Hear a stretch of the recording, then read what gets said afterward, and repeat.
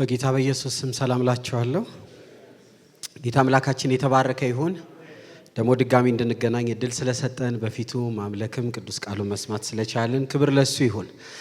የጀመርነውን የራእይ መጽሐፍ ጥናት ያው በፊት የምንለው የሰባቱን አብያተ ክርስቲያናት ጥናት የሚለውን ትተን አሁን የራእይ መጽሐፍ ጥናት ብለናል። የጀመርነውን የራእይ መጽሐፍ ጥናት ዛሬ ደግሞ እንቀጥላለን። ለእግዚአብሔር ቃል ክብር የሚችል ካለ ይቆምና ራእይ ምዕራፍ 7 ቁጥር 15 አንብበን ጸልየን ወደ ትምህርታችን እንሄዳለን። ዛሬ ብዙ ሰፊ ሐሳቦችን ለመዳሰስ እንሞክራለን። ዮሐንስ ራእይ ምዕራፍ 7 ቁጥር 15 የጌታ ቃል እንዲህ ይነበባል። ስለዚህ በእግዚአብሔር ዙፋን ፊት አሉ፣ ሌት ቀንም በመቅደስ ያመልኩታል። በዙፋኑም ላይ ለተቀመጠው በእርሱ ላይ ያድርባቸዋል። ከእንግዲህ ወዲህ አይራቡም፣ ከእንግዲህ ወዲህ አይጠሙም፣ ፀሐይም ትኩሳትም ሁሉ ከቶ አይወርድባቸውም። በዙፋኑ መካከል ያለው በጉ እረኛው ይሆናልና ወደ ሕይወትም ውሃ ምንጭ ይመራቸዋልና እግዚአብሔር እንባዎችን ሁሉ ከዓይናቸው ያብሳል። ላስት ዊክ ምዕራፍ 4 እና 5 ነው በፍጥነት ለማየት የሞከርነው። ዛሬ በእርግጥ በጣም ሰፊ ሐሳብ ነው ለማየት እንሞክረው።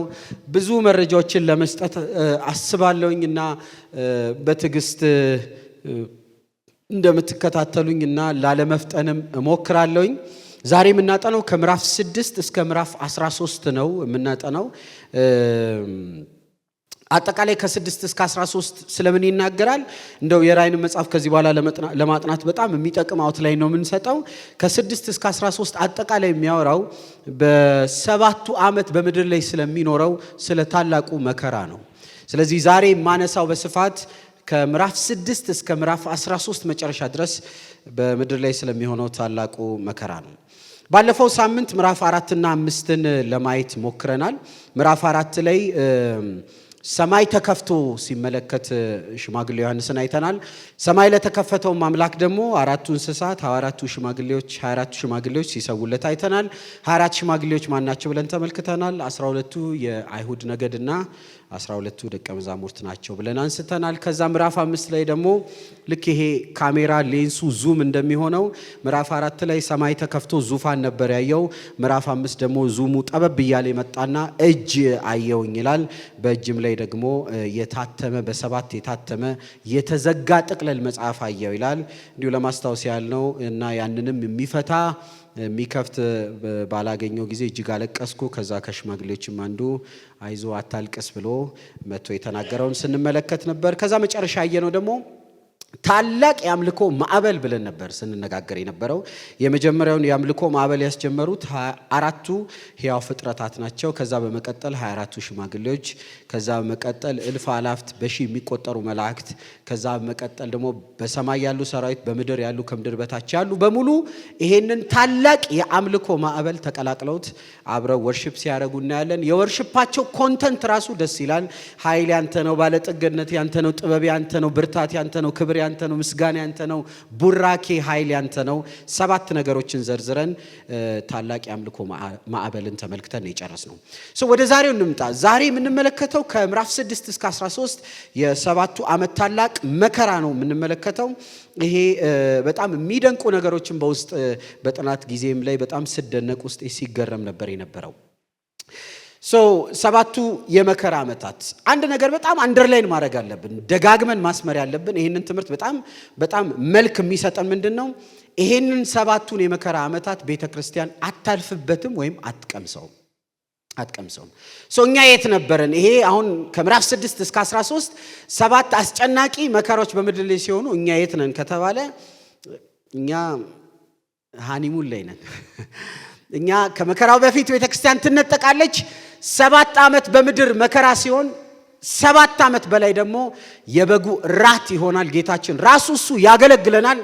ከሱ ጋር በቃል የማይገለጽ ህብረት፣ ውህደት፣ ፌሎሺፕ የምናደርግበት አስደናቂ ዓመታትን በላይ በሰማይ እናሳልፋለን። በላይ በሰማይ ከሱ ጋር የበጉን ራት ስናደርግ በምድር ደግሞ 7 አስጨናቂ ዓመታት ያልፋሉ። በምድር ላይ የሚሆኑትን 7 አስጨናቂ ዓመታትን ነው ዛሬ ከኔ ጋር ለማጥናት የምንሞክረው።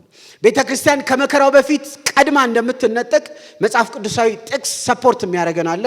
ለምጽፎ አንደኛ ተሰሎንቄ ምዕራፍ 4 ቁጥር 16 እና 17 ላይ ቀድማ ቤተክርስቲያን እንደምትነጠቅ ይሄ መከራ እንደማያገኛት እንዲሁም ቅዱስ ጳውሎስ ለተሰሎንቄ ምዕመናን እንደውም በዚህ በዚህ እውነት ቃል እርስ በርሳችሁ ተጽናኑ ብሎ ምዕራፍ ቁጥር 18 ላይ በዚህ ቃል ይዘጋዋል።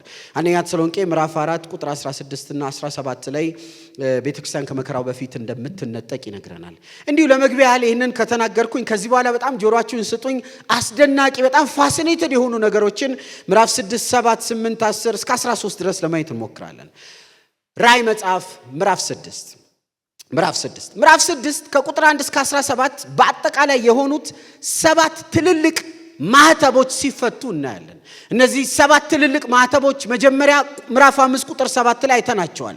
ምዕራፍ 5 ቁጥር 7 እንደዚህ የሚል ቃል አለ። በዙፋን ላይ ከተቀመጠው ከዚያም በቀኝ እጁ መጽሐፍት ወሰደ። መጽሐፍትን በወሰደ ጊዜ 4 እንስሶች 24ቱ ሽማግሌዎች በበጉ ፊት ወደቁ።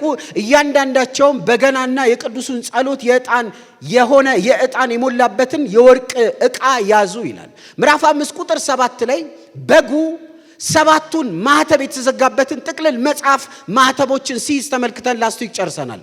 ምዕራፍ 6 ደግሞ 7ቱን ማህተብ ሲፈታ እናያለን። ስለዚህ እያንዳንዱን የተፈቱትን ማህተብ ነው ማነሳላችሁ፣ ግን ማዕቀፋችንን እንዳንረሳ። ምዕራፍ 6 እስከ ምዕራፍ 13 የምናነሳው በምድር ላይ በ7ቱ የመከራ ዓመታት የሚሆኑትን ነው የምንመለከተው። እኛ የትነን? ቤተክርስቲያን ተነጥቃ በአየር ላይ ጌታችን መጥቶ ወስዷት በላይ ከበጉ ጋር ራት እያደረግን ነው። በታች ግን እነዚህ ጥቅልል መጽሐፎች መፈታት ይጀምራሉ። የመጀመሪያው ማህተብ ተፈታ። የመጀመሪያው 2 ቁጥሮች ምዕራፍ 6 ቁጥር 1 እና 2 በአምባ ላይ ፈረስ ያለው ወጣ ይላል። እንግሊዝኛው መጽሐፍ ቅዱስ እንደውም ነጩ ፈረስ the white horse ብሎ ይገልጸዋል። ነጩ ፈረስ ምንድነው የሚያመለክተው? በእርግጥ ይህንን ክፍል በብዙ መልኩ ሚስ አንደርስቱድ ይደረጋል። ምዕራፍ 6 1 እና 2 ላይ ነጩ ፈረስ ጌታችን ነው ብለው አንዳንዶች ሲናገሩ ሰምቻለሁ። በእርግጥ ግን አይደለም። በነጩ ፈረስ ላይ የተፈታው ነጭ ይምሰል እንጂ መልኩ፣ ነገር ግን ዮሐንስ ራእይ ምዕራፍ 19 ላይ ጌታችን ኢየሱስ ክርስቶስ በክብር ሲመጣ በነጭ ዙፋን ላይ ተቀምጦ በክብር ሲመጣ ያለውን አይነት ማዕረግ ይዞ አይደለም የመጣው። ነጭ የሚል ፈረስ ስላየን ቀጥታ ከጌታችን ጋር ማገናኘት የለብንም። ምዕራፍ 6 ቁጥር 1 እና 2 በነጩ ፈረስ ላይ ወይም አማርኛው በአምባ ላይ ፈረስ ላይ የመጣው ጌታችን ኢየሱስ ክርስቶስ አይደለም። ይሄ ምዕራፍ 6 1 እና 2 ላይ በአምባ ላይ ፈረስ በነጩ ፈረስ ላይ ሆኖ የመጣው ማን ነው? የክርስቶስ ተቃዋሚ መንፈስ ነው። ይዞትም የመጣው ነገር አለ። እንደዚህ ላለ ጌታ ቃል ፍላጻ የሌለው ቀስት በእጁ ይዞ መጥቷል ይላል። ፍላጻ የሌለው ቀስት በእጁ ይዞ መጥቷል ይላል። ራእይ ምዕራፍ 19 ላይ ጌታችን በአምባ ላይ ፈረስ በነጩ ፈረስ ላይ ይዞ ሲመጣ ግን ቀስትም አለው ፍላጻም አለው። ከአፉ በሚወጣው ቃል ደግሞ ብዙዎችን ይቀጣል። ስለዚህ አንደኛው ማህተብ ሲፈታ ሐሰተኛው ክርስቶስ የሐሰት የሰላም አምባሳደር መስሎ ይመጣል። የሐሰት የሰላም ንጉስ መስሎ ይመጣል። ለምሳሌ ቆንጆ ዲፕሎማሲዎችን ይዞ ይመጣል። ፖለቲካዊ ተንኮሎችን ይዞ ይመጣል። የሐሰት የሰላም ስምምነቶችን ይዞ ይመጣል። በዛን ጊዜ የምድር ሕዝብ በሙሉ ቀልቡ በሱ ይወሰዳል። እውነትም ሐሰተኛ የሆነውን ኢየሱስ ክርስቶስን የሚመስለውን ለመረዳት ሰው አይኑ የበራ አይደለም። ለምን? ቤተ ክርስቲያን ተነጥቃለች። የሐሰት ሰላም ይዞ ይመጣል። የሐሰት ስምምነት ይዞ ይመጣል። የሐሰት ቆንጆ ነገሮችን ይዞ ይመጣል።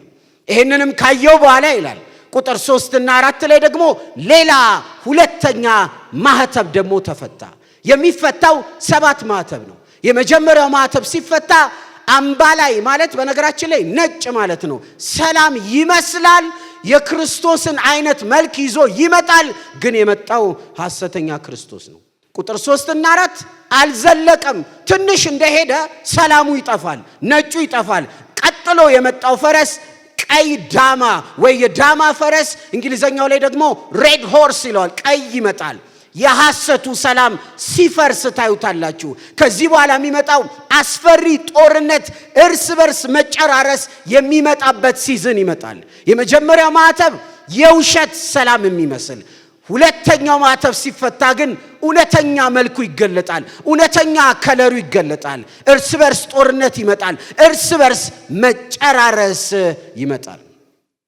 ይቀጥላል። ሶስተኛው ማዕተብ መፈታቱ ይቀጥላል። አማርኛው ጉራቻ ፈረስ የሚሉት ታይታላችሁ። እንግሊዘኛው ላይ ብላክ ሆርስ ብሎ ያስቀምጧል። የመጀመሪያው ላይ ሰላም የሚመስል የሆነ ማስመሰል ያለበት ከዚህ በኋላ እሱ ካለማ ሁሉ ሰላም ነው ይላል። ትንሽ ሳይቆይ ግን ቀዩ ፈረስ ይፈታል። መጨራረስ፣ አመጽ፣ ጦርነት ይሆናል። ሶስተኛው ፈረስ ሲፈታ ራዕይ ምዕራፍ 6 ከቁጥር 5 እስከ 6 ደግሞ በሮም ዘመን ላይ እንደነበረው አስጨናቂ የኑሮ ውድነት፣ አስጨናቂ ሰቆቃ፣ ሰው የሚበላውን የሚጠጣውን እስከሚያጣ ድረስ ኃይለኛ የሆነ ኢኮኖሚካል ክራይሲስ በምድር ላይ ይሆናል። እንደውም የጌታ ቃል እዛ ጋር ሲናገር ሰዎች የሚሰሩት እንኳን ለመኖር ለማጠራቀም ህይወት ለመለወጥ ሳይሆን ለጉሮሯቸው ለመብላት የሚሆን ብቻ ነው ስራ የሚሰሩት። ይወጣሉ፣ ፕሮፌሽናል ስራ ይሰራሉ። ስራቸው ግን ከሆዳቸው አያልፍም። ሩጫቸው ግን ከምግብ አያልፍም። በጣም የሚገርማችሁ ጊዜ ስለሌለኝ ነው የምሮጠው። እንደውም ቁጥር 6 ላይ ተራው ህዝብ በኑሮው እየተጨነቀ ሀብታሞቹ እንኳን የማይጎዱበት ኢፍታዊ የሆነበት አስጨናቂ መከራ ያለበት ዘመን ይመጣል። ሰቆቃውም ኢኮኖሚካል ሰቆቃ ይሆናል።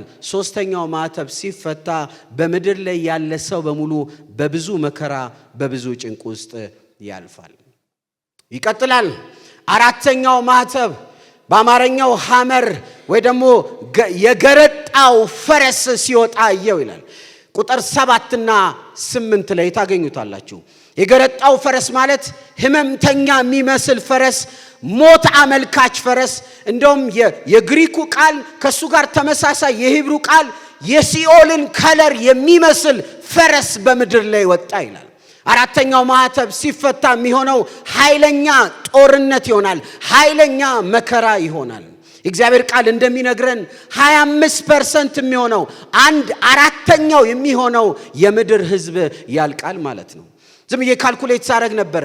አሁን እንኳን ይሄ ታሪክ ቢፈጠር ቤተክርስቲያን ብትነጠቅ እነዚህ ማዕተቦች ቢፈቱ አሁን ባለው የዓለም ቁጥር ስታቲስቲክ 1.5 ቢሊዮን ሚሊዮን ያላልኩም ቢሊዮን ህዝብ 4ኛው ማዕተብ ሲፈታ ያልቃል።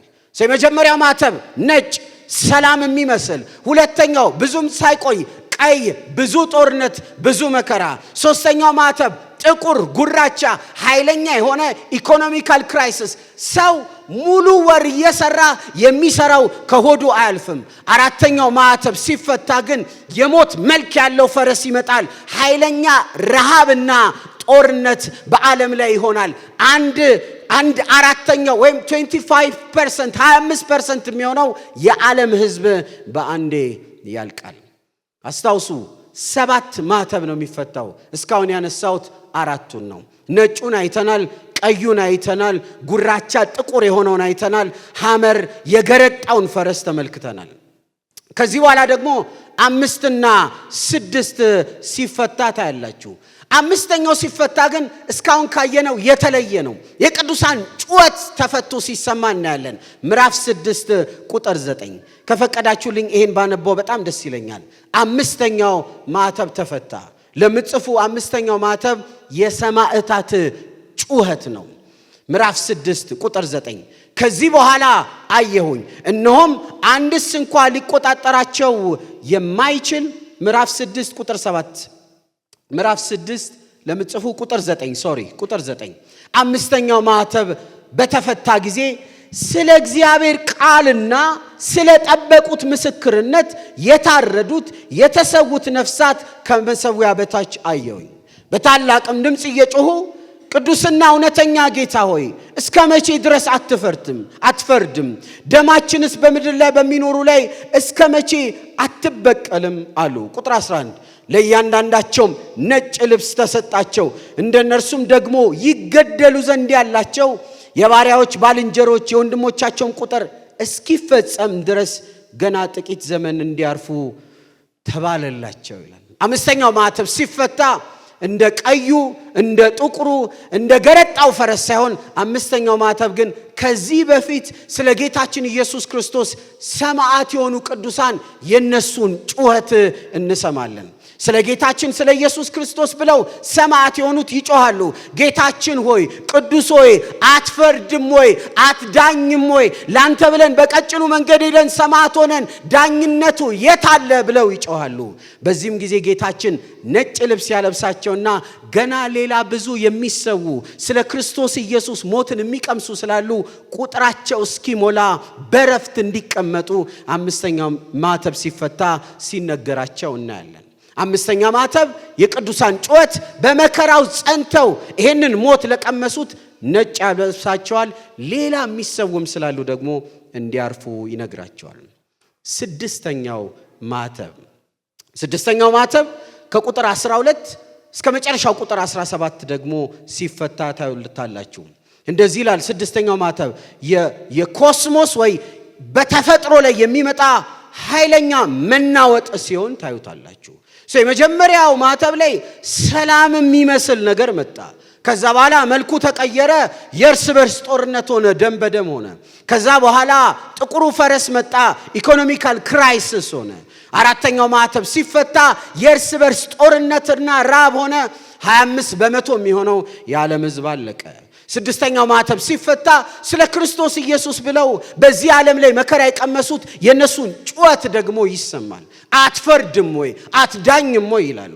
ጌታችንም የራሱ ነጭ ልብስ አለበሳቸው። እናንተ ብቻ አይደላችሁም፣ ከእናንተም በኋላ ስለኔ የሚሞቱ ብዙ አሉ፣ ቁጥሩ ስላልሞላ በረፍት ተቀመጡ አላቸው። ከዛ በኋላ ስድስተኛው ማተብ ተፈታ። ስድስተኛው ማተብ በተፈጥሮ ላይ የሚመጣውን አሰቃቂ የሆነ አደጋዎች እናያለን። የጌታ ቃል እንደሚነግረን ፀሐይ እንደ ማቅ ጥቁር ትሆናለች፣ ጨረቃ እንደ ደም ትሆናለች። የሰማይ ከዋክብት እያንዳንዳቸው ወደ ምድር እየረገፉ ይመጣሉ። እንደውም የሚገርመው ጊዜ ስለሌለኝ ነው እንጂ ታላላቅ ነገስታት፣ ኃያላን፣ ባለጠጎች፣ ጥበበኞች ወደ ዋሻ ወደ ተራራ እየተደበቁ ከበጉ ቁጣ ከበጉ ፍርድ ማን ያድነናል ብለው ይጮሃሉ። ማንም የማያመልጥበት የበጉ ቁጣ በዚህ ምድር ላይ ይገለጣል። እያንዳንዱ ማን ያድነኛል ብሎ ይጮሃል። ማንም የሚያድነው አይኖርም። ምዕራፍ 6 አጠቃላይ ስድስቱ ማህተቦች ሲፈቱ የምናይበት ምዕራፍ ነው። ክብር ለኢየሱስ ይሁን። ቀጥሎ ምዕራፍ 7 ላይ እንገባለን። ምዕራፍ 7 ስንገባ አሁን ምነግራችሁ ነገሮች ስናጠናው ራሱ በጣም የሚደንቁ የሚያስደነግጡ፣ እንኳን የኢየሱስ ሆነን ይሄ ሁሉ ነገር ሲሆን እንኳን ላይ ከሱ ጋር ሆነን ብለን ልባችንን የሚያሞቀን ነው። በዚህ ሁሉ ቁጣ ውስጥ ግን የሚገርመው በዚህ ሁሉ ቁጣ ውስጥ ግን የእግዚአብሔር ምሕረት ታጅቦ ነው የሚመጣው። እኔ በጣም ነው የደነቀኝ። እግዚአብሔር ሲቆጣ ራሱ ከጀርባ ምሕረት አለው። እነዚህ 6 ማህተብ ሲፈታ ኦልሞስት ከስድስቱ ካየናቸው አንዱ ብቻ ነው የቅዱሳን ጩኸት ያለበት፣ አምስተኛው ማህተብ ሲፈታ። ሌላው ግን እጅግ አሰቃቂ ነገር ነው። እነዚህ ሁሉ ነገሮች በምድር እየሆኑ ቤተክርስቲያን ተነጥቃ ቅዱሳን የሚባሉ ሳይኖር እንኳን ምዕራፍ 7 ስንገባ ግን ተንፈስ ያደርጋል። የጌታን ምሕረት የጌታን ርኅራኄ ያሳየናል። አምላካችን ከምንለው በላይ መሐሪ ነው። በእውነቴ ነው። መሐሪ የሚለው ቃል አይገልጸውም። እጅግ መሐሪ ነው፣ እጅግ ሩሩ ነው፣ እጅግ እንደገና የሚያቆም ነው። ለምህረቱ ክብር ይሁንለት።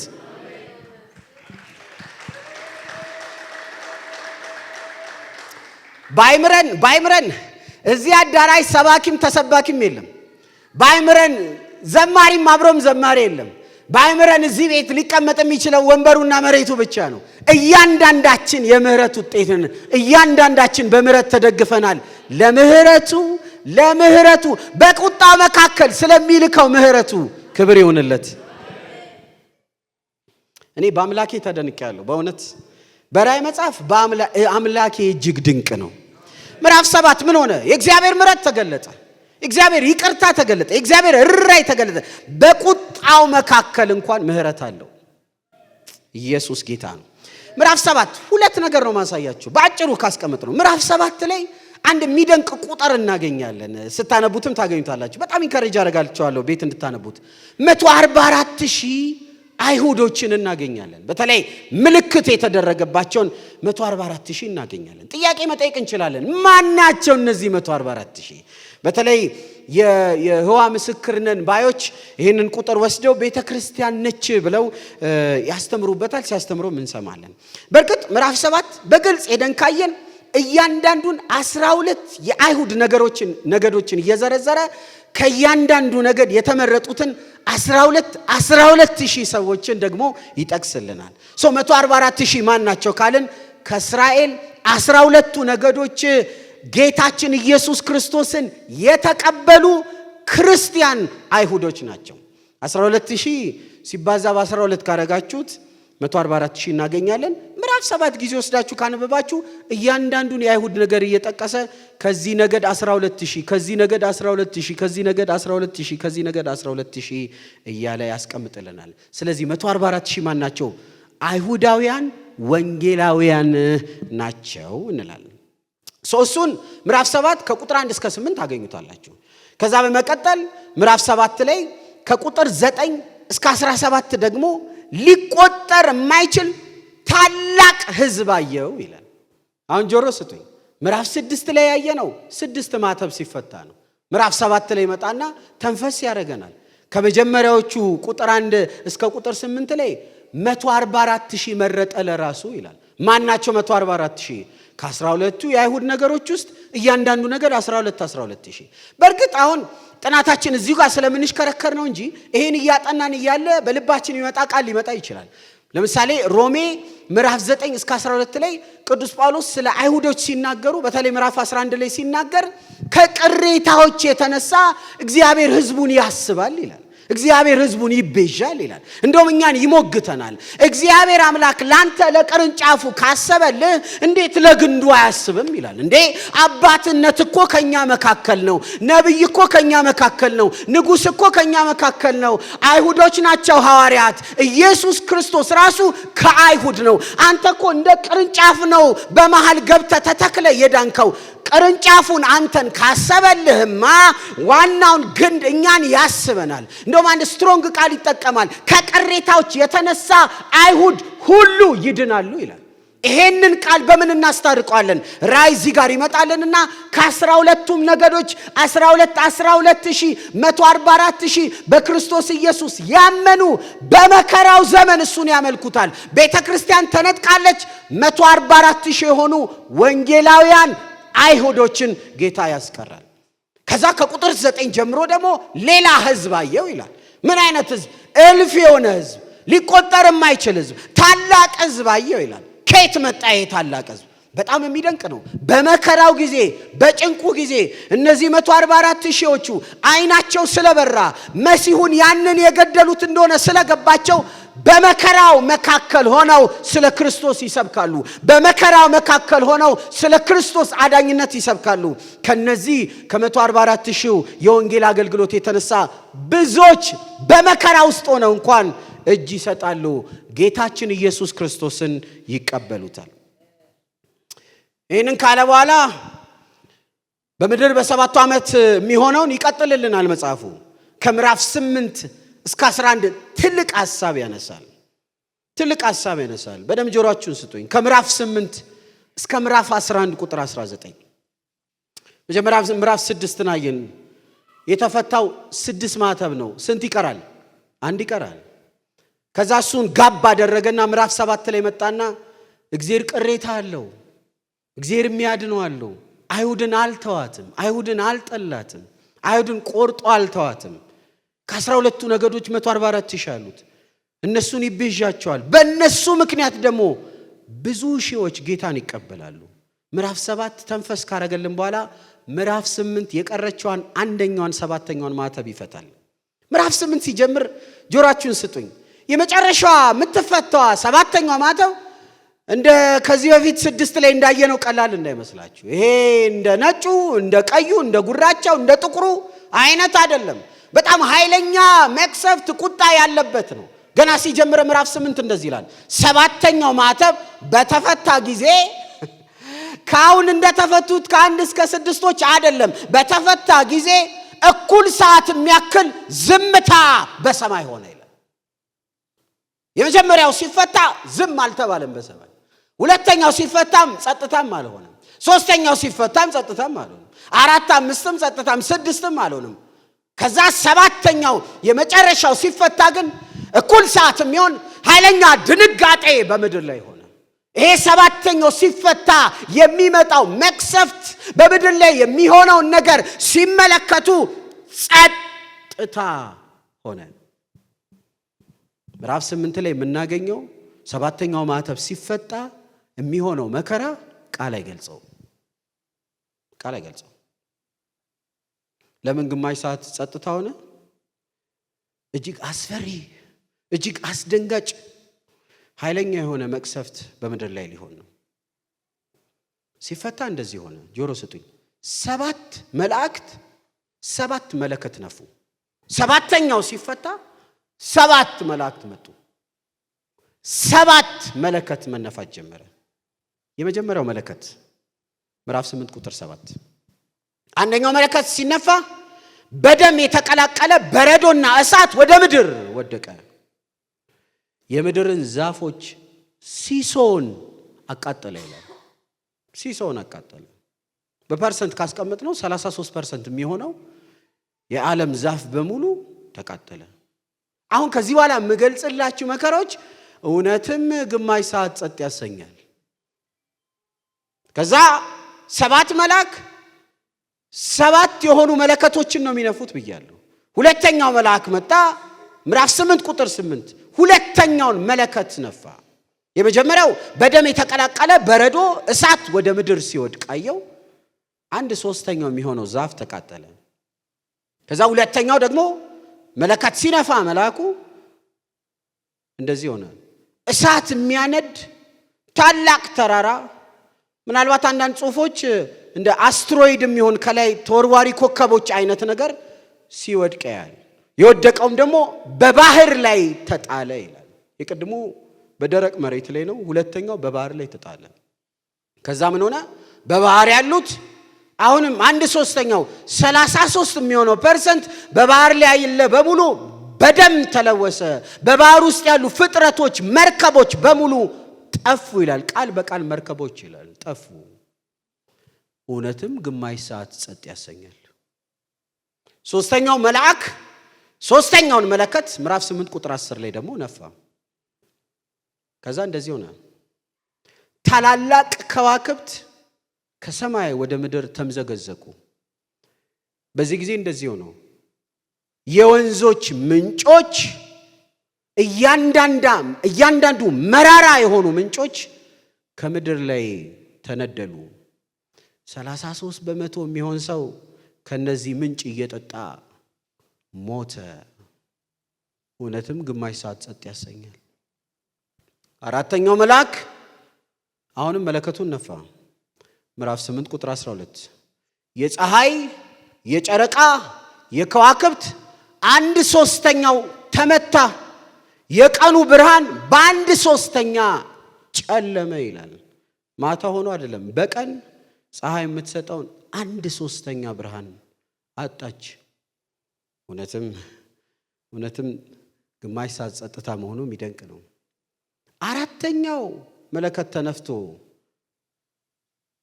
ፀሐይ፣ ጨረቃ ኃይላቸውን ባጡበት በዚህ ሰዓት አንድ ንስር በሰማይ እየበረረ መጣ ይላል። ቁጥር 12 ቀጥሎ እንዲህ ያለ ይጮሃል። ያ ንስር በሰማይ እየበረረ ሊለቀቁ የታሰቡትን ሶስቱን መለከቶች ድምፅ በሰማ ጊዜ ወዮላችሁ ወዮላችሁ ወዮላችሁ ብሎ የሚጮህ ታላቅ ንስር በሰማይ ሲጮህ አየዋል። እስካሁን የተለቀቀው የተፈታው የተነፋው መለከት 4 ነው። የሚቀረው 3 ነው። አጠቃላይ የሚነፋው መለከት 7 ነው። ከዚህ በኋላ የሚቀሩትን 3 መለከቶች ሲነፉ ወዮላችሁ ወዮላችሁ ወዮላችሁ አለ። ይደንቅ ነው። የመጀመሪያው መለከት ሲነፋ እንደ ደም የተቀላቀለ በረዶ ሲወርድ ወዮላችሁ አላለም። እሳት ከሰማይ ሲወርድ ወዮላችሁ አላለም። ታላላቅ ከዋክብት ሲወድቁ ወዮላችሁ አላለም። ፀሐይና ጨረቃ ኃይላቸውን 1/3 ሲያጡ ወዮላችሁ አላለም። ከዚህ በኋላ የሚነፉት 3ቱ መለከቶች ወዮላችሁ ወዮላችሁ ወዮላችሁ አለ። እውነትም ግማሽ ሰዓት ጸጥታ። አምስተኛው መለከት ተነፋ፣ ወዮላችሁ የተባለው በዚህ ጊዜ እንደዚህ ሆነ። ምዕራፍ 9 ቁጥር 1 የጥቁሩ ጉድጓድ ቁልፍ ለወደቀው ኮከብ ወይም ለሰይጣን ተሰጠው ይላል። ምዕራፍ 9 ቁጥር 1 እስከ 1 አንድ ጥቁር ጉድጓድ ይለዋል መጽሐፍ ቅዱስ። ለወደቀው ለሰይጣን እንደ ኮከብ ሆኖ ለተራገፈው ለሰይጣን ቁልፉ ተሰጠው። ጉድጓዱን ሲከፍት ይላል ጌታ ቃል፣ ጉድጓዱን ሲከፍት የወጣው ጭስ ፀሐይን እስኪሸፍን ድረስ ኃይለኛ ጥቁር ጭስ ከጉድጓድ ወጣ። ይሄ ሁሉ ከመሆኑ በፊት ንስሩ በሰማይ እንደዚህ ብሏል፣ ከዚህ በኋላ 3 መለከት ይነፋል፣ ወዮላችሁ አለ። ወዮላችሁ አንደኛ ጥቁሩ ጉድጓድ ቁልፍ ተሰጠ፣ ኃይለኛ ጢስ ወጣ፣ ፀሐይ እስክትሸፈን ድረስ ሆነ። ከጢሱ ውስጥ ምን ሆነ? ከጢሱ ውስጥ የሚያሰቃዩ እንደ ጉንዳን የሚመስሉ በአጋንንት መንፈስ የተሞሉ አውሬዎች ወጡ። በዕብራይስጥ አባዶን፣ በግሪኩ አፖሊዮ፣ አጥፊ የሚነድፉ አውሬዎች ከጉድጓድ ውስጥ ወጡ። እነዚህ አውሬዎች 144,000 እንዳይነኩ ምልክት ተደረገባቸው፣ ግን ሌሎቹን እስከ 5 ወር ድረስ ያሰቃያሉ ይላል የጌታ ቃል። ሄዳችሁ መንበብ ትችላላችሁ። እየነደፉ የበሉ እስከ 5 ወር ያሰቃያሉ። የሚሰቃዩ ሰዎች ራሱ መሞት ያምራቸዋል፣ ሞትን ግን አይቀምሱም። 6ኛው መለከት ተነፋ፣ 2ኛው ወዮላችሁ። በዚህ ጊዜ እንደዚህ ሆነ፣ 200 ሚሊዮን የሚቆጠር ታላቅ ሰራዊት በምድር ላይ መጣ ይላል። ምዕራፍ 9 ቁጥር 13 ጀምሮ ታገኙታላችሁ። በዚህም ጊዜ እሳትን፣ ጢስን፣ ዲንን የለበሱ ታላላቅ ሰራዊቶች በምድር ላይ መጡ። የምድርን 33% የሚሆን ህዝብ ጨፈጨፉ። ቅድም አስታውሳችሁ ከሆነ 25% የሚሆን ህዝብ ሞቷል ብለናል። ከዛ እዚህ ጋር ይመጣና 33% የሚሆኑትን በምድር ላይ ያሉትን ህዝቦች ጨፈጨፉ ይላል። በጣም የሚደንቀው ይሄ ሁሉ እልቂት፣ ይሄ ሁሉ ወዮ፣ ይሄ ሁሉ መከራ የሆነ እንኳን ሰዎች አሁንም አጋንንትን ያመልካሉ። ሰዎች አሁንም ነፍሳቸው ለክርስቶስ አላስገዙም። ሰዎች አሁንም ንስሐ ለመግባት እልከኞች ናቸው። የተወደዳችሁ ስላዳነን ስለማረን ልባችንን ስላሸነፈ ክብር ይሁንለት። ምዕራፍ 11 ደረስን። ምዕራፍ 11 ላይ እስካሁን የተነፉት መለከቶች 6 ላይ ነን የደረስነው። 7ኛው ማዕተብ ሲፈታ 7 ውስጥ 7 መላክና 6 መለከት ነው። ስለዚህ መለከቶቹን እያነሳሁኝ ገና 6ኛው ላይ ነው የደረስኩት። 7ኛው መለከት ሳይነፋ አሁንም ሌላ ትንሽ ተንፈስ የሚያደርግ ነገር ደግሞ እንዳየ ይነግረናል። ምዕራፍ 11 ቁጥር 1 ምዕራፍ 11 ላይ እንደዚህ አየው ይላል። በኢየሩሳሌም ቤተ መቅደስ ላይ 2 ነቢያቶችን እግዚአብሔር አስነስቶ አየው ይላል። እግዚአብሔር የቀባቸው፣ እግዚአብሔር የሚጠቀምባቸው በእነዚህ ሁሉ መከራ መካከል እግዚአብሔርን የሚያገለግሉ 2 ነቢያት አየው ይላል። ምናልባት እነዚህ 2ቱ ማን ናቸው? በብሉይ ኪዳን ላይ ሞትን ያልቀመሱ 2 አገልጋዮች አሉ። እነሱ ሊሆኑ ይችላሉ። ምን አደረጉ እነዚህ 2 ነቢያት? የጌታ ቃል በግልጽ እንደሚነግረን ታምራትን ያደርጉ ነበር። ለምሳሌ ደመናን ያስሩ ነበር ይላል። ውሃን ወደ ደም ይቀይሩ ነበር። እግዚአብሔር በእውነት እንደሚሰራ ኃያል አምላክ እንደሆነ በዚህ ሁሉ መከራ መካከል ምስክር ሆነው 2ቱ ነቢያቶች ያገለግሉ ነበር። ያገለገሉትም 3 ዓመት ተኩል የሚሆን ነው። ወደ 1260 ቀናትን አገልግለዋል። አገልግሎታቸውን ሲጨርሱ ያ መጀመሪያ የተገለጠው አንቲክራይስት የክርስቶስ ተቃዋሚ መንፈስ ይገላቸዋል። አስክሬናቸውንም በኢየሩሳሌም ጎዳና 3 ቀን በሙሉ ሰው እንዲመለከታቸው ያደርጋል። ክፍሉን ሄዳችሁ ማየት ትችላላችሁ። ምዕራፍ 11 ቁጥር 15 በፊት በ3ኛው ቀን የእግዚአብሔር መንፈስ በእነዚህ በ2ቱ አስክሬኖች ላይ ይገባባቸዋል። ድጋሚ ህይወትን ይሰጣቸዋል። በ3ኛውም ቀን ላይ እንደ አዲስ ይቆማሉ፣ ስለ ጌታም ማዳኝነት ይናገራሉ፣ በደመናም ታጅበው ወደ ሰማይ ይሄዳሉ ይለናል። በዚህ ሁሉ ውጥንቅጥ መካከል 7ኛው መለከት ተነፋ። እስካሁን ስነግራችሁ ጆሮ ጨው የሚያሰኝ ወይ የሚያስፈራ የሚያስደነግጥ ነገር ነው። ግን 7ኛው መለከት ሲነፋ የዓለም ማን እንደሆነ ተቆጣጣሪው በግልጽ ይነግረናል። 7ኛው ማዕተብ ምዕራፍ 11 ቁጥር 15 ቅድም በጸሎት ላይ ያነበብኩት ምዕራፍ 11 ቁጥር 15 ምዕራፍ 11 ቁጥር 15 ሰባተኛው መልአክ ነፋ። እስካሁን ስንሰማ መለከቶች ሲነፉ 1/3 አለቀ፣ ሲሶ አለቀ፣ እንዲሆነ ነው። ሰባተኛው ሲነፋ ግን እንደዚህ ሆነ። ሰባተኛው መልአክ ነፋ፣ በሰማይም የዓለም መንግስታት ለጌታችንና ለእርሱ ለክርስቶስ ሆነች፣ ለዘላለም እስከ ዘላለም ይነግሣል የሚል ታላቅ ድምፅ ሰማዋል። መጠቅለያው ኢየሱስ ጋር ነው። ጌታው እሱ ብቻ ነው። በምድር ላይ ሁሉም ነገር ቢሆንም ሉዓላዊው እሱ ነው። ተቆጣጣሪው እሱ ነው። አምላክ እሱ ነው። ለጌትነቱ ለአምላክነቱ ለዓለምና ለዘላለም የሚነግሰው ኢየሱስ ብቻ ነው። ክብር ይሁንለት። ይሄ ሁሉ ሲሆን እኛ ላይ ራት እየበላን ነው። ይሄ ሁሉ ሲሆን ላዳነን ክብር ይሁን። ላዳነን ክብር ይሁን። ላዳነን ክብር ይሁን። ላዳነን ክብር ይሁን። ሪሰርች ሲሰራ ጥናታዊ ጽሑፍ ሲሰራ በትምህርት ቤት መረጃ ሲሰበሰብ ራንደም ሴሌክሽን እና ስፔሲፊክ ሴሌክሽን የሚሉት ነገር አለ። ራንደም ሲሆን የሆነ እዚህ ቤት 10 ሰው ፈልጋ አናግር ሊሆን ይችላል። ስለዚህ 10 ሰው ዝም ብዬ አግኝቼ ካናገርኩ በቃ ራንደምሊ 10 ሰው መርጫለሁ። ስፔሲፊክ አድርጋ 10 ሰው አናገር ከተባለ ግን ስም ወይ ጾታ ወይ እድሜ ወይ የትዳር ሁኔታ ስፔሲፊክ ነው።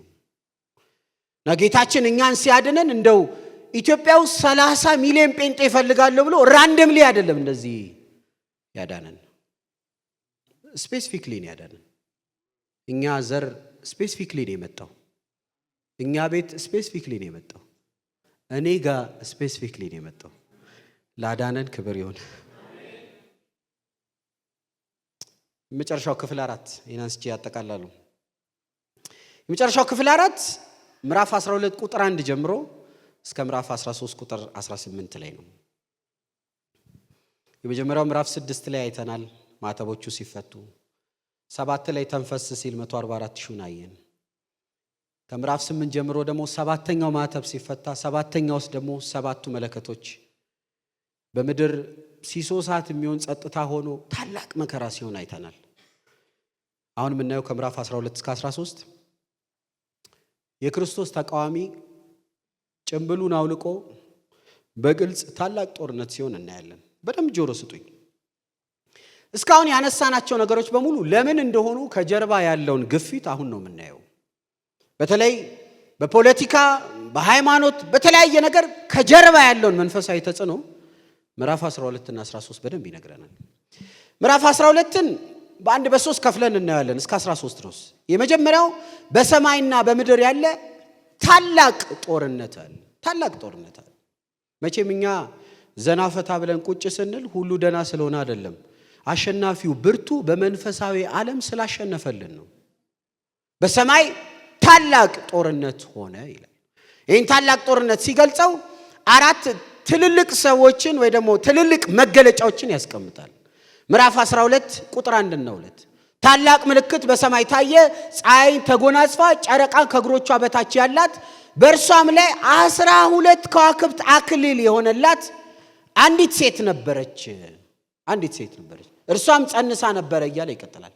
እስከ ቁጥር 5 ድረስ እስከ ቁጥር 12 አንድ 4 ነገር ያነሳል። አንደኛ ለምጽፉ አንዲት 12 ከዋክብት በላያ ላይ የጫነች ሴት አየው ይላል።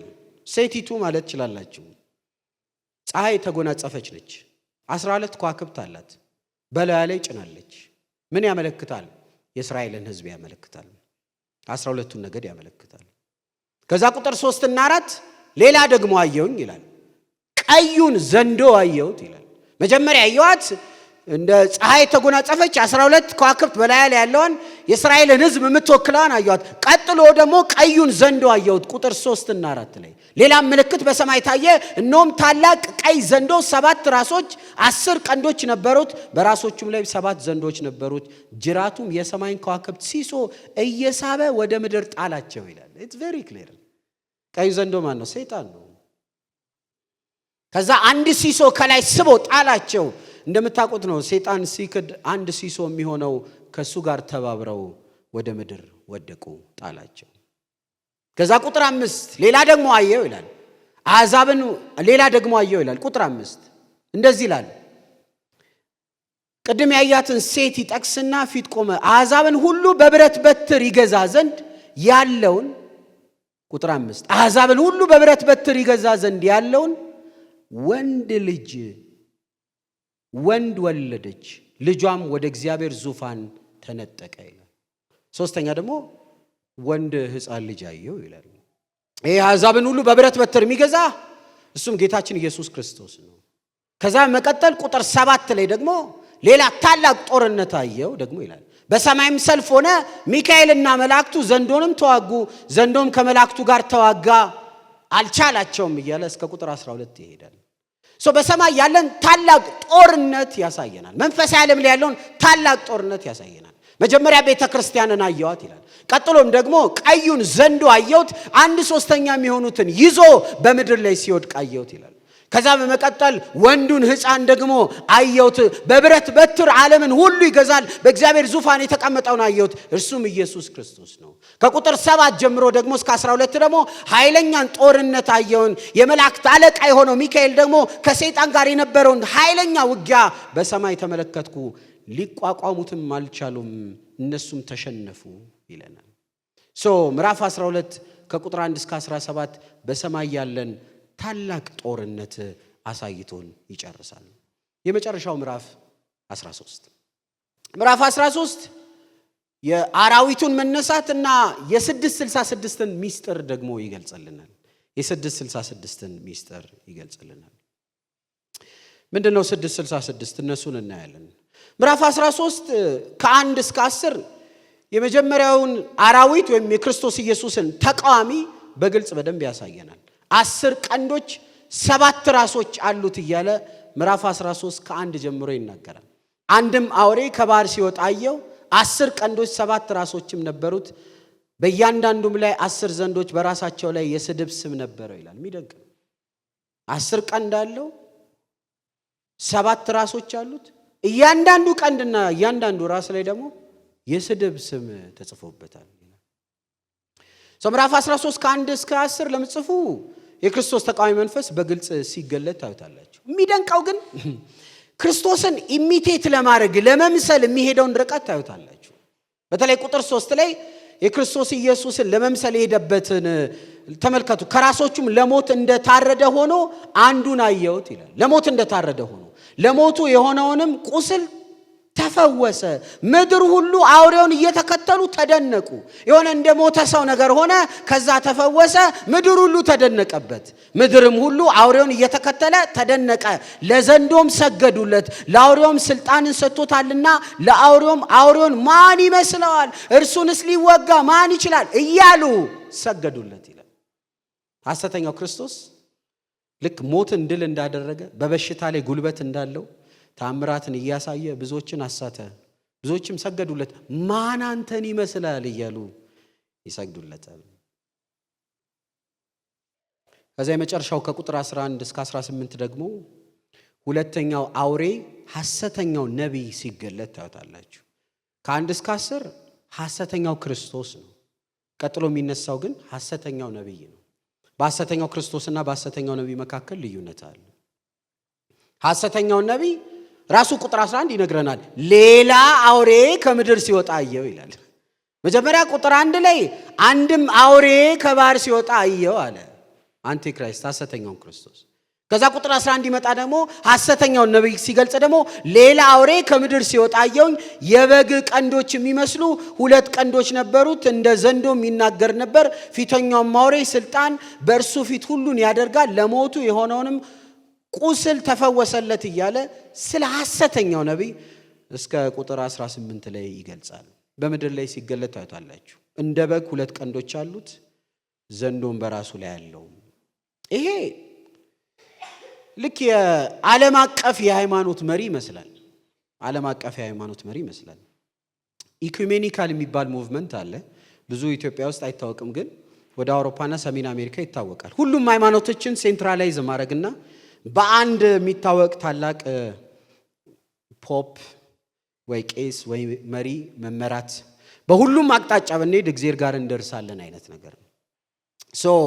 ከቁጥር 11 ጀምሮ የሚመጣው ሐሰተኛ የሃይማኖት መሪ ይመስላል። ሰዎችን ሁሉ በአንድ ልብ በአንድ ሐሳብ እንዲሆኑ የሚያስማማ እሳት ከሰማይ የሚያወርድ ተአምራት የሚያደርግ ሐሰተኛ ነብይ ነው።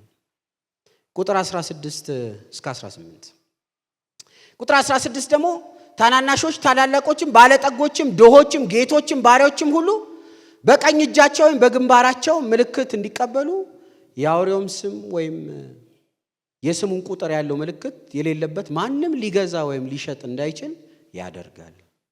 ጥበብ በዚህ ያለ አእምሮ ያለው የአውሬውን ቁጥር ይቁጠረው፣ ቁጥሩም የሰው ቁጥር ነውና ቁጥሩም 666 ነው ብሎ ይጨርሳል።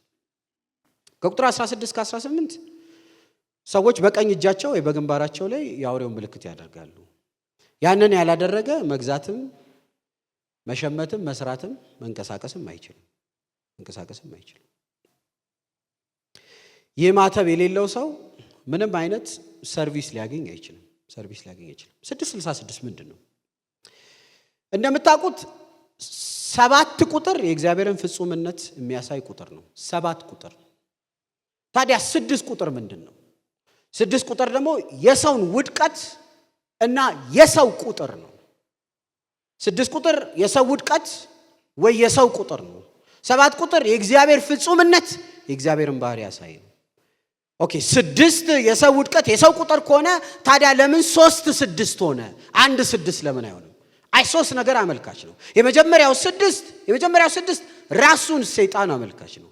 ሁለተኛው 6 የክርስቶስ ተቃዋሚን አመልካች ነው፣ አንቲክራይስት። ሶስተኛው 6 ደግሞ ሐሰተኛ ነብይ አመልካች ነው። ስለዚህ 6 ሁለቱን 6ቶች ምዕራፍ 13 ላይ አይተናል። የክርስቶስ ተቃዋሚ ከቁጥር 1 ጀምሮ፣ ሐሰተኛው ነብይ ከቁጥር 11 ጀምሮ፣ ራሱኑ ሰይጣን እናያለን። 666 ሰይጣን የክርስቶስ ተቃዋሚ ሐሰተኛው ነብይን የሚገልጽ። እንግዲህ ተወደዳችሁ ከ6 እስከ 13 በሰባቱ የመከራ ዓመታት በምድር ላይ የሚሆነው ባጭሩ እቺን ትመስላለች። ነገር ግን እኛ አሁን ዛሬ ላለነው ምን ይዘን እንሂድ ነው አፕሊኬሽን። ምን ይቅርልን? 3 ነገር አፕሊኬሽን አስቀምጫለሁ። አንደኛው የጸጋ ዘመን ሳይረፍድ ወደ ክርስቶስ መሮጥ ነው። ማን ያመልጣል? ይህን ጊዜ ያለ ክርስቶስ ማንም ሊሻገረው አይችልም። ማንም ሊያመልጠው አይችልም። ለዚህ ነው ደጋግሜ እንኳን የኢየሱስ ሆንን መንፈስ ቅዱስን ተሸክመን በቤተ ክርስቲያን እያገለግልን አምላካችን ከኛ ጋር ሆኖ እንኳን በምድር የምናልፍባቸው ወጀቦች፣ መከራዎች ያንገዳግዱናል። መንፈስ ቅዱስ ከምድር ላይ ተነጥቆ ቤተ ክርስቲያን ሳትኖር ሁሉ ነገር በሰማይ በሰላም እያለ ያለሱ የሆነ እዚህ ምድር ላይ አውሬው ተለቆ ያ ጥቁሩ ጉድጓድ ተከፍቶ አመፅ ተስፋፍቶ ያኔ ማንም ሊሻገር ሊያመልጥ አይችልም። የጸጋው ዘመን ሳይረፍድ የተዘረጋው እጅ ሳይሰበሰብ ወደ ክርስቶስ መሮጥ ነው። ወደ ክርስቶስ ማምለጥ ነው። ይሄን የጸጋ የምሕረት ዘመን ማጣጣም ነው። ምን ይዘን እንሂድ? ሁለተኛ ከዚህ ታላቅ ቁጣ በኢየሱስ አምልጣችኋል። አረ እንዲህ ኮራ ዘና ምናምን ብላችሁ አሜን። አረ 1 ወር የቤት ኪራይ ትቼላለሁ ሲባል እኮ ሰው ይጠመጠምበታል። አረ አመለጥን በኢየሱስ። ማን ያመልጣል ይሄን ቀን? ቅድም አንስቼላችኋለሁ። ከሰማይ ከዋክብት ሲወድቁ ነገስታት፣ ኃያላን፣ ባለጠጋ እኔ በጥናት ሂደቴ ላይ ቁጭ ብዬ ሀብታም ምን ያስመልጠው? ጌታን የማያውቅ ሀብታም ምን ውስጥ የቱ ጋር ይደበቃል? ማንም ጋር አትደውሉም። ፍጥረት ተነስቶባችሁ ሰማይ ዝቅ ብሎባችሁ እያንዳንዱ ነገር እንኳን ሲናወጥ ማምለጫ በሌለበት ዓለም ውስጥ ሞት ራሱ ብርቅ ነው። አማኝ በኢየሱስ አመለጠ። አንድ ጊዜ አንድ ልጅ መልእክት ይነገራታል። የሚነገራት መልእክት ጌታ አስመለጠሽ ነው የሚላት። እሷ ደግሞ እንደኔ የቱሉ ዲምቱ ልጅ አይደለችም፣ የቦሌ ልጅ ነች። ማለቴ ሀብታም ልጅ ነች። ከሞት ተረፍሽ ይሏታል። ሲጢጥ እንደው በቅጡ እንኳን ፍሬን ይዛ አታውቅም። በቃ ከአደጋ አመለች። እንቅፋት መቷት አያውቅም። አይቸግራት አይጨንቃት በድሎት ያለች። የመጣ ነቢይ ሙሉ ተርፈሻል እንዴ አንቺ ከሞት ተረፍ ይላል። ጸለይኩ አለች። ጌታ ሆይ እኔ አንድ ቀን ከፍቶኝ ደንግጬ ምንም አደጋ ደርሶብኝ አያውቅም፣ በምቾት ነው ያለሁት። የመጣ ሁሉ ግን ተረፍሽው ይለኛል። ከምንድን ነው የተረፍኩት አሳየኝ አለች። ስትናገር ያቺ ሴት እግዚአብሔር መንፈሳዊ ዓይኔን ከፈተው አለች። መንፈሳዊ ዓይኔን ሲከፍተው ለካ በሰላም የነዳሁት መንገዱ ሰላም ሆኖ አይደለም አለች። መንፈሳዊ ዓይኔ ሲከፈት የተረፍኩትን የመኪና አደጋ፣ የሚወረወሩትን ቀስቶች፣ ስሜን፣ ስልኬን፣ ፎቶዬን፣ አድራሻዬን ይዘው የሚራገሙትን በመንፈስ አሳየኝ አለች። you know what አንድ ደቂቃ አልቆየውም፣ ፌንት አረኩኝ አለች። ዘና ፈታ ያልነው እኮ ዓለሙ ዘና ስላለ አይደለም፣ ጠባቂው ብርቱ ስለሆነ ነው።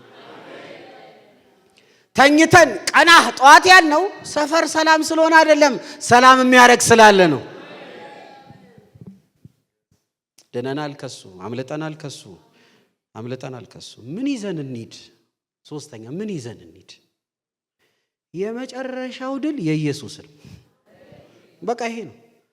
ከ7 ዓመት አያልፍም የሁሉ ግርግር፣ ከ7 ዓመት አያልፍም የሁሉ አምባጓሮ፣ ከ7 ዓመት አያልፍም እኔ ነኝ ጌታ፣ እኔ ነኝ አስፈሪው፣ 7 ቀንድ 10 አውሬ፣ መርዝ መርጨት፣ ክፉ መናገር፣ ይሄ ሁሉ ሽምብር ከ7 ዓመት አያልፍም። ሲጠቀለል የሚያልቀው በኢየሱስ ነው። የዓለም ተቆጣጣሪ፣ የዓለም ጌታ፣ የሁሉ የበላይ ኢየሱስ ብቻ ነው። እንጸልያለን። ክብር ለሱ ይሁንለት። ሃሌሉያ።